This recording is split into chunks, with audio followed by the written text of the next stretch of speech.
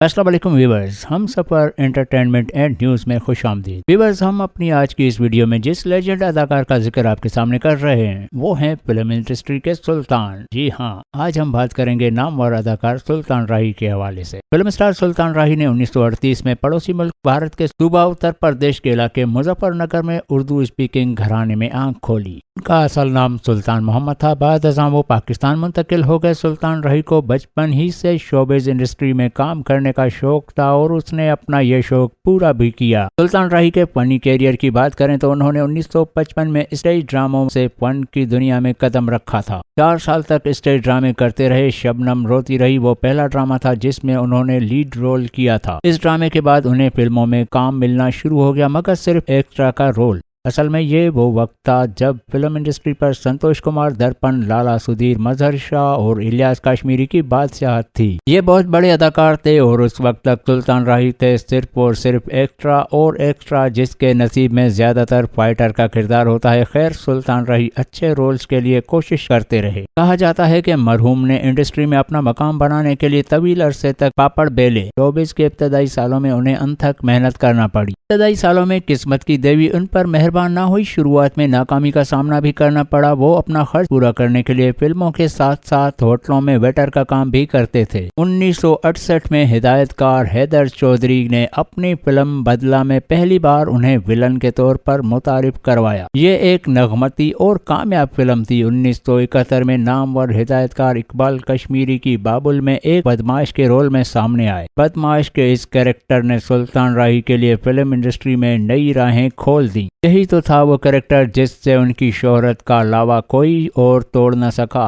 ان کی شخصیت کو سامنے رکھتے ہوئے کہانیوں کے کیریکٹرز لکھے جانے لگے۔ 1975 میں عظیم پاکستانی فلم ڈائریکٹر حسن عسکری نے احمد ندیم قاسمی کے افسانے گنڈاسا پر ایک فلم وحشی جٹ بنانے کا اعلان کیا۔ اس فلم کے مرکزی کردار کے لیے ان کی نظر سلطان راہی پر پڑی۔ اس فلم نے پنجابی فلموں کے انداز کو مکمل طور پر بدل ڈالا اور آ گیا پنجابی فلموں میں گنڈاسا کلچر۔ سوشل اور رومانٹک فلموں کو بریک لگ گئی اور ان کی جگہ لے لی پرتشدد ایکشن فلموں نے اور گنڈے اور بدماشوں نے۔ گنڈے اور بدماشوں کو ہیرو بنا کر پیش کیا جانے لگا۔ وقت کا پہیہ گھومتا گیا اور پھر آ گیا 1989 کا سال۔ اس سال پاکستانی فلموں میں ایک اور انقلاب آیا اور اس کا سہرا بھی سلطان راہی کے ہی سر ہے۔ 11 فروری 1989 کو ریلیز ہوئی فلم ساز سرور بھٹی اور ہدایت کار یونس ملک کی سپر ہٹ فلم مولا جٹ۔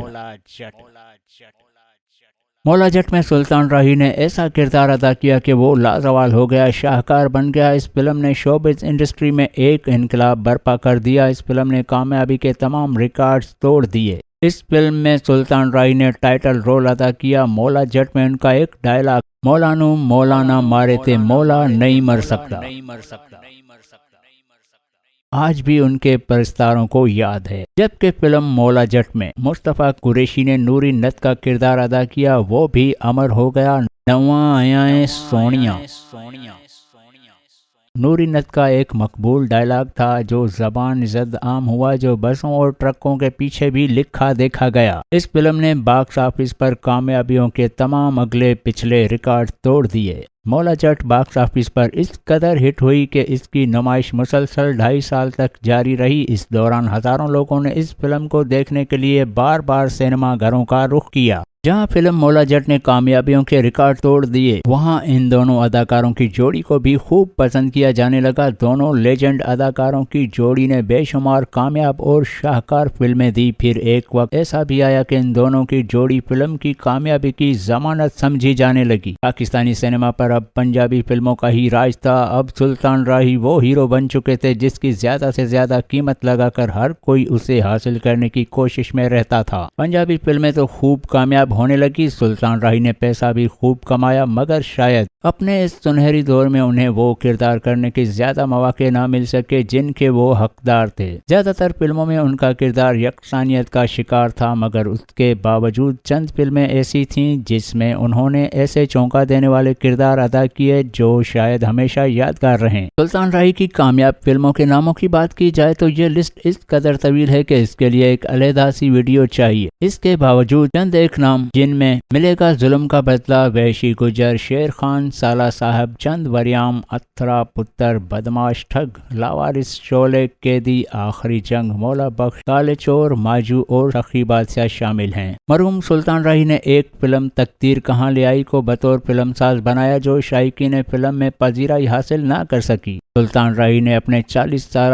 फिल्मी कैरियर में 804 फिल्मों में काम किया, जबकि उनकी 756 फिल्में रिलीज हुई। उनमें 538 फिल्में पंजाबी, 157 उर्दू, 5 पश्तो और 1 सिंधी फिल्म शामिल है। उनकी 50 से ज्यादा फिल्में डबल विजन थी। उनमें से 430 फिल्मों के टाइटल रोल सुल्तान राही ने परफॉर्म किए। सुल्तान राही की इन 800 से ज्यादा फिल्मों में 28 फिल्में डायमंड जुबली, 54 प्लाटिनम जुबली और 156 फिल्में सिल्वर जुबली थी। उनके कत्ल के वक्त पंजाब फिल्म इंडस्ट्री का वो दौर था कि 95% पंजाबी फिल्मों में सुल्तान राही थे, जबकि 5% में वो इसलिए न थे कि उनके पास इन फिल्मों में काम करने का वक्त ही नहीं था। और पता है इस कामयाबी की वजह क्या है? इनकी अनथक मेहनत। वो एक दिन में 6 से 7 फिल्मों की शूटिंग किया करते थे और सुबह 6 से रात 3 बजे तक काम किया करते थे। सुल्तान राही सिर्फ 2 से 3 घंटे ही सो पाते थे। सुल्तान राही को इस बात का भी एजाज हासिल है कि उनको 150 से ज्यादा फिल्मी अवार्ड्स मिले। 4 दहाइयों तक मुसलसल पर्दा स्क्रीन पर राज करते रहे। उनके बेटे हैदर सुल्तान भी फिल्म नगर में आए, लेकिन वो पजीराई न मिल सकी जो मरहूम के हिस्से में आई। अपने वक्त की मशहूर फिल्म एक्ट्रेस के साथ सुल्तान राही ने अदाकारी की, जिनमें आसिया, अंजुमन, गोरी, साइमा, बाबरा शरीफ, नीली, मुमताज, नजमा और आलिया मशहूर व मारूफ हैं। उन्होंने एवेन्यू स्टूडियो में एक मस्जिद भी बनवाई। उन्होंने अनवर मकसूद को दिए गए एक इंटरव्यू में बताया था कि वो खाना जमीन पर बैठकर खाते हैं और सोते भी जमीन पर ही हैं। उन्होंने कहा था कि मुझे जमीन से बहुत ज्यादा मोहब्बत है। मैं जमीन को हमेशा बहुत ज्यादा तरजीह देता हूँ, क्योंकि मुझे मालूम है कि मुझे जाना इसी के नीचे है। जब अजीम बॉक्सर मोहम्मद अली पाकिस्तान आए तो उन्होंने सुल्तान राही से मुलाकात की और इन दोनों लेजेंड्स की यह तस्वीर बहुत मशहूर हुई थी। सुल्तान राही गरीबों की मदद करने वाले आदमी थे। बहुत से हुनरमंदों और गरीबों के घरों के चूल्हे उनकी वजह से जलते थे। वो गरीब लड़कियों की शादी कराते और गरीबों को हज पर भेजा करते थे। सुल्तान राही ने 2 शादियां की। पहली शादी नाकाम हुई, जबकि दूसरी कामयाब। उनकी अपनी दूसरी अहलिया से 3 बेटे और 2 बेटियां हैं। 9 जनवरी सन 1996 को जब पाकिस्तान में सूरज तुलू हुआ, उस वक्त फिल्म इंडस्ट्री और उससे वाबस्ता अफराद के लिए एक निहायत ही बुरी खबर लिए वो तुलू हुआ। मोहब्बतें बांटने वाला और मिलनसार इंसान जुल्म व बर्बरियत का निशाना बन गया। सुल्तान राही अमेरिका का वीजा लगवाने के बाद इस्लामाबाद से जीटी रोड के जरिए वापस लाहौर आ रहे थे कि गुजरांवाला बाईपास पर उनकी गाड़ी का टायर फट गया। उनके साथ उनके ड्राइवर हाजी हसन भी थे। हाजी हसन टायर बदल रहे थे कि इतने में 2 डाकू आ गए। उन डाकुओं ने सुल्तान राही की तलाशी लेने की कोशिश की तो सुल्तान राही वहीं उनसे लड़ पड़े। डाकुओं ने फायर कर दिया और गोली सुल्तान राही का जबड़ा चीरती हुई दिमाग के पार हो गई और सुल्तान राही की रूह इस दुनिया से पार किसी और दुनिया में चली गई और यूं राही राहों में मारा गया। सुल्तान राही के कत्ल की खबर पूरे मुल्क में जंगल की आग की तरह फैल गई। उनकी फैमिली अमेरिका में थी, जिसके आने के बाद उन्हें 14 जनवरी 1996 को लाहौर में शाह शम्स कादरी के मजार के अहाते में सपुर्दे खाक कर दिया गया। कत्ल के वक्त मरहूम की उम्र 58 साल थी। कहा जाता है कि उनकी अचानक मौत से पाकिस्तान फिल्म इंडस्ट्री को तकरीबन मजमूई तौर पर 1 अरब रुपए का नुकसान झेलना पड़ा। इंतकाल के वक्त मरहूम की तकरीबन 54 फिल्में ज़ेर तकमील थीं। पाकिस्तान फिल्म इंडस्ट्री में जब जब फिल्म से वाबस्ता लोगों का जिक्र होगा, तब फिल्म के सुल्तान राही का तज़किरा किए बगैर रहना नामुमकिन होगा। सुल्तान राही बज़ाहिर तो आंखों से ओझल हो गए, लेकिन उनका फन जिंदा सलामत है और जिंदा और सलामत रहेगा। दुआ है कि अल्लाह रब्बुल इज़्ज़त मरहूम के सगीरा और कबीरा गुनाहों को माफ़ फरमाए और उन्हें जन्नतुल फिरदौस में आला मकाम दे। आमीन।